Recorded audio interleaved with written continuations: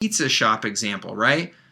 Maybe a normal customer only buys once every 2 months, right?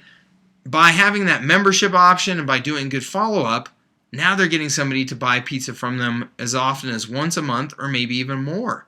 Okay, so look for opportunities to follow up to get them to buy more often. It's been statistically proven that most people do not buy as frequently as they would just because they simply forget about the option. Okay, and because they've forgotten about your business, they go off and they wander away and buy from somebody else. You want to remind those people that you're there and give them the opportunity to buy from you more often. All right, so following up with your customers is key. The majority of customer value comes after that initial purchase in almost all businesses. So once they've made that first purchase, you want to continue to follow up with them to capture those purchases down the road. And I think there's just lots of very simple ways to do this that most businesses have forgotten about. Sending a good old thank you note in the mail, right? A handwritten note. It's amazing. Brooks Brothers Clothing still does this. Nordstrom still does this. I actually received a handwritten thank you note from somebody at American Express after activating my business card recently. That goes a long way. It's kind of old-fashioned and something that most people don't take the time to do anymore. And it can really go a long way in creating some rapport with your customers. Sending out birthday cards and holiday cards and gifts to your customers. Recognizing their anniversary of when they became a customer with you, right, is another great way to reach out to people. Doing customer appreciation offers, right? Different businesses will have like customer appreciation days, where they'll have some sort of event and invite their customers in for an appreciation day where they'll have, free gifts and prizes and food and things like that just to celebrate and thank their customers. And then share with a friend referral offers, right? Sending a referral offer to somebody in the mail that says, hey, we hope you enjoyed your experience at our business recently. Here's a coupon to bring in a friend and enjoy, another visit on us, right? A 2-for-1 special type of thing. All of these things are very simple strategies, but incredibly effective strategies or tactics that you can be using at your business, really no matter what industry you're in. Now, I'm going to talk about one very specific tactic that's powerful for a lot of businesses that we work with these days, and that is good old text messaging or SMS messaging. So these are the messages that you get on your phone, right? SMS works like gangbusters. Why is that? Well, people are glued to their phones, right? I mean, I don't know about you, but I can hardly go a minute without having my phone, accessible and making sure, that I'm available, for somebody to reach me. People carry their phones with them everywhere, so you can reach them no matter where they're at, which is amazing. SMS is still a fresh kind of untapped resource for marketing as well. Like, it's amazing. There are 320 billion emails sent on a daily basis now, and 72% of those are spam, right? So people are just getting overloaded by email and other forms of marketing, including print. So SMS is still kind of fresh. You don't receive 100 text messages every day on your phone, unless you happen to be maybe a 15-year-old teenager listening to this presentation, because that's probably about what they do is 100 a day. But most people, and certainly most business people, do not. So it's still kind of it's not saturated. It's not overrun with that junk mail and spam. So it really is an incredibly effective marketing tool. In fact, you look at this, 96% of all SMS marketing texts are opened by their recipients. That's compared to somewhere around 6% for email. So it's really no comparison. And 95 to 98% of text messages are read within 4 minutes of receipt. Right? You hear that ding on your phone, or it buzzes, however you have your phone set, you check it right away, right? You don't let those things just sit. So it's incredibly powerful that you can reach people and get that kind of responsiveness. All right, so big takeaways from the presentation today that I hope you got out of this is that business growth only requires you to focus on just a few key things, okay? It can be overwhelming to think of all of the different marketing strategies and all of the different marketing vehicles that are out there presented to us today to grow our business. And because of that overwhelm, what I find is that the majority of my clients, before they've worked with us, get paralyzed by that overwhelm. They don't know where to start. They feel like they're going to waste too much money. They feel like they don't know the strategies. They don't have the knowledge that they need to be successful. But when you boil everything down to just 3 simple strategies, get more customers, get each of them to spend more on average with you through effective upselling, cross-selling, and reselling, and then get them to buy more often by staying in touch and reminding them that you're here to serve them. If you focus on those 3 key strategies, you will consistently drive growth at your business.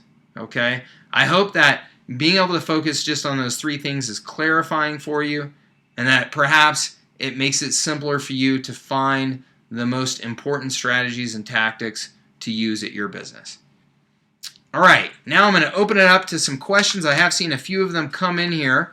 So let me go ahead and run through a few of these, and certainly if you have any more, go ahead and type them in. And again, if I don't get to them right now, we will get back to you here shortly and make sure that everybody gets their questions answered. All right, so let's see here. Jim says that the presentation focused a lot, pretty much exclusively, I guess, on online solutions. And are you saying that this is the only way that we should now market our businesses is online? No, Jim, I definitely don't think that that is the case.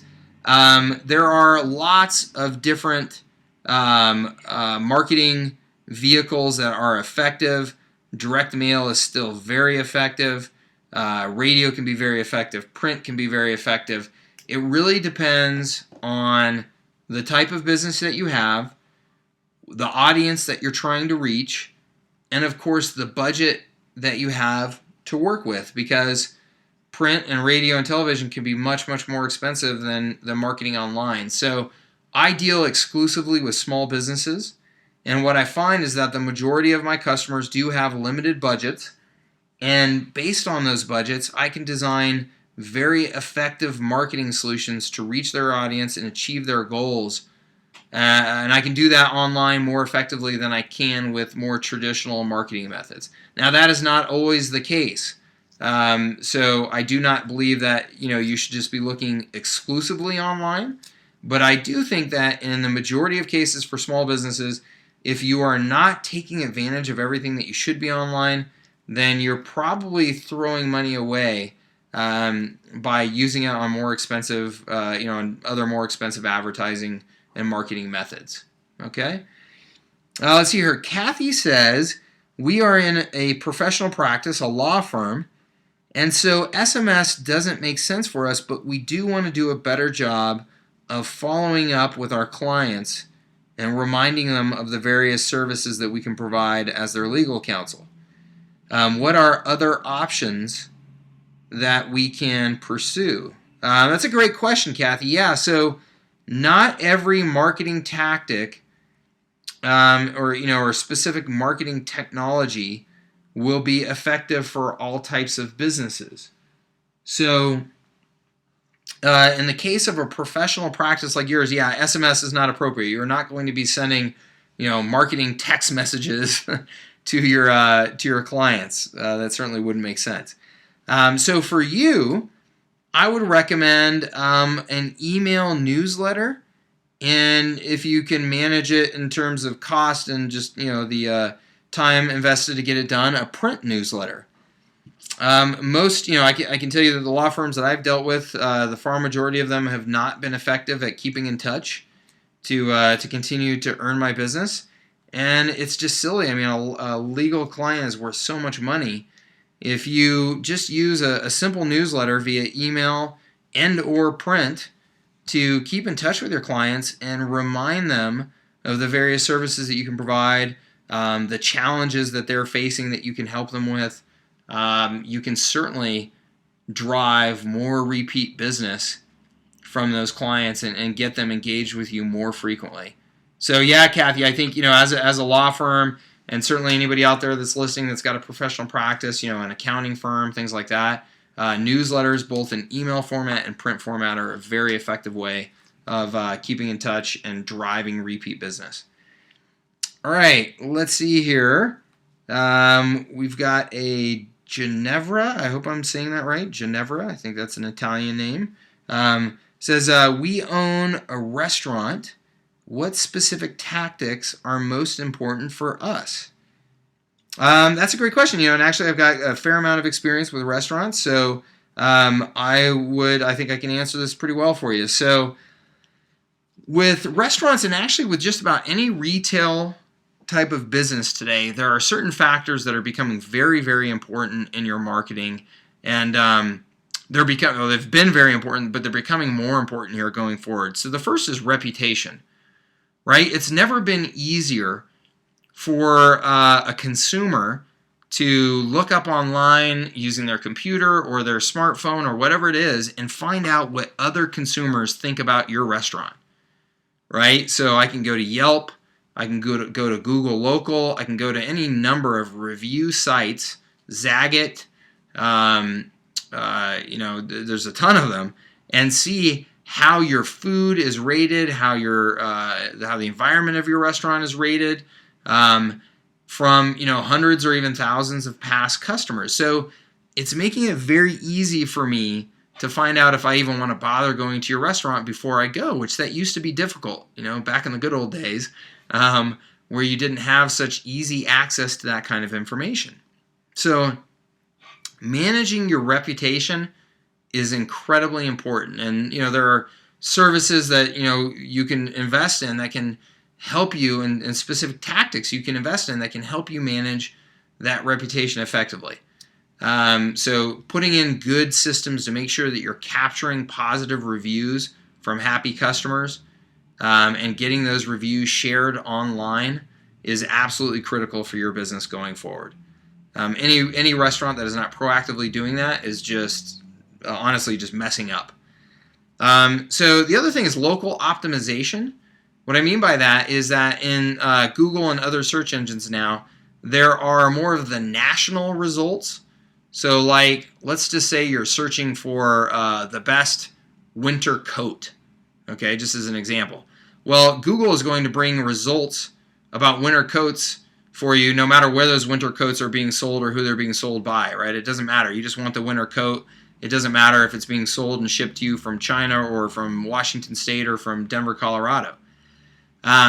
Versus the local results, if I'm searching for a restaurant, I'm typically searching for a restaurant right by me right now, right? So Google and other search engines now incorporate local results differently than they do those national results. So you've really got to optimize your website to make sure that you're showing up to those local searchers, okay?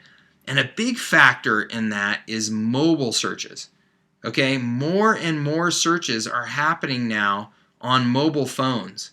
It's a huge growing trend that we all have these neat smartphones and Kindles and iPads and things like that. So we're doing searches for things not while we're sitting at our PC at work, but while we're out walking around or while we're driving in our cars.